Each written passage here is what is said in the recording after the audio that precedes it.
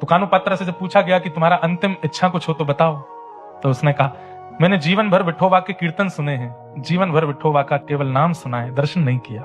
एक बार मंदिर में आज्ञा लेकर के पुजारियों से कहा, आप तो राजा के सैनिक हैं, आप तो जो चाहे कर सकते हो, जब राजा मुझे बुला ही रहे हैं तो राजा केवल एक प्रस्ताव दे दें, मुझे एक बार विठोबा को देखना है, उनको देख के मैं आ जाऊं। तो मंदिर में प्रवेश वर्जित था, वैश्या की पुत्री है, लेकिन राजा ने आज्ञा कर दी, बोले नहीं, इसको दर्शन कराओ, उसके बाद ये हमारी सेवा में रहेगी।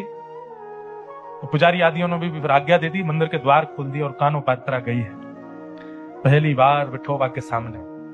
कमर पर हाथ धरे ठाकुर जी को आज तक केवल सुना है, लेकिन आज जैसे ही देखा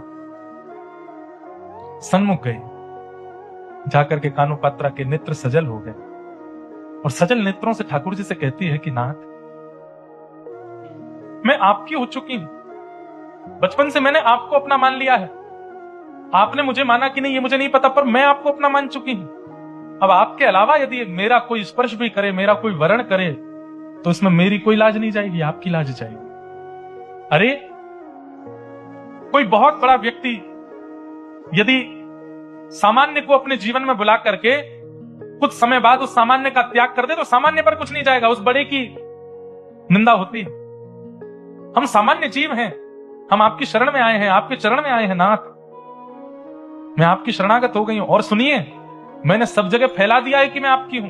मैंने नगर नगर में, गांव गांव में जाकर के कह दिया मैं आपकी हूं, और आपके बाद यदि वो राजा मुझको स्वीकार करेगा तो इसमें आपकी बड़ी निंदा होगी नाथ। अब वो राजा मुझे स्पर्श भी ना कर पाए, ऐसी योजना आप बनाओ। कानुपात्रा ने ठाकुर जी से कह दिया, और यदि आप मुझे स्वीकार नहीं करे हैं तो फिर आप पूरे पंढरपुर में जाके, घर घर में जाके बता दीजिए सबको कि कानुपात्रा को मैंने स्वीकार नहीं किया। लेकिन नाथ, उसमें आपको बहुत श्रम होगा,